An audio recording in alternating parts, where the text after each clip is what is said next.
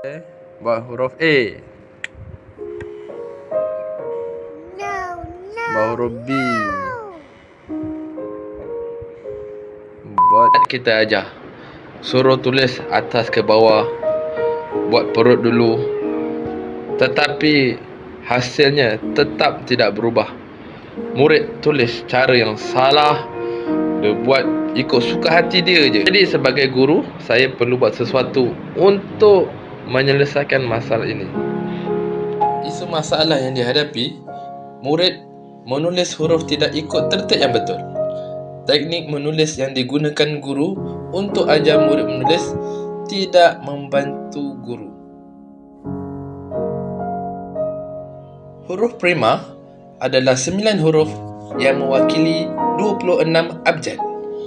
Apabila murid menulis 9 huruf ini dengan tertib yang betul, maka 26 huruf yang lain akan ditulis dengan betul.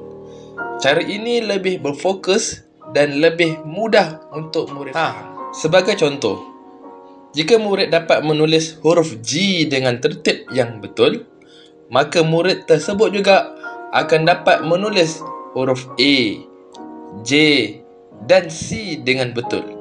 Ini kerana dalam huruf G terdapat huruf A, huruf J dan huruf C. Berikut adalah 9 huruf prima yang telah dikenal pasti.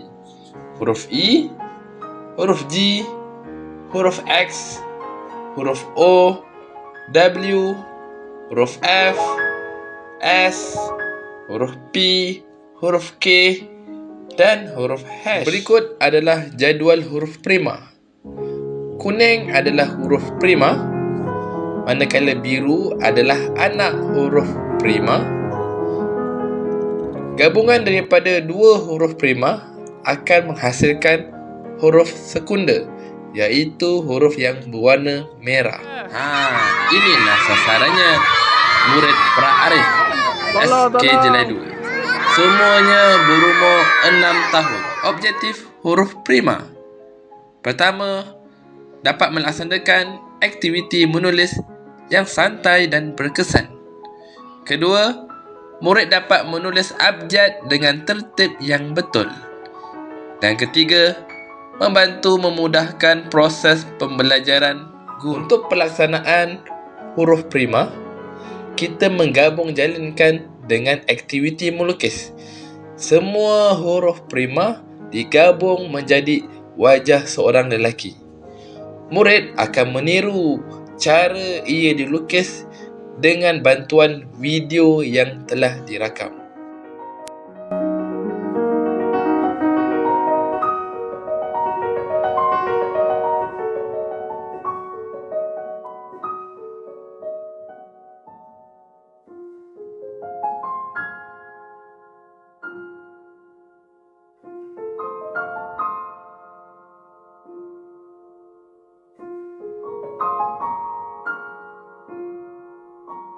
Cuba tengok hasil lukisan murid-murid.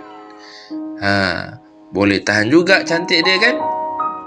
Post test. Okey, tulis huruf A. Okey, huruf P. Okey. Prima. Teknik ini adalah teknik yang menggabungkan melukis dan menulis dalam masa yang sama.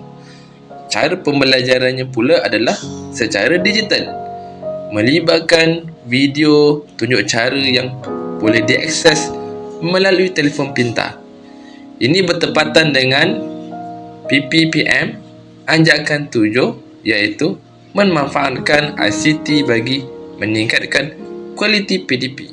Bagi kebolehpasaran pula, inovasi ini disediakan dalam bentuk modul dan dibuat secara e-book. Tiada kos penghasilan dan mudah dimiliki oleh semua guru dan ibu bapa. Okey, itu saja daripada saya.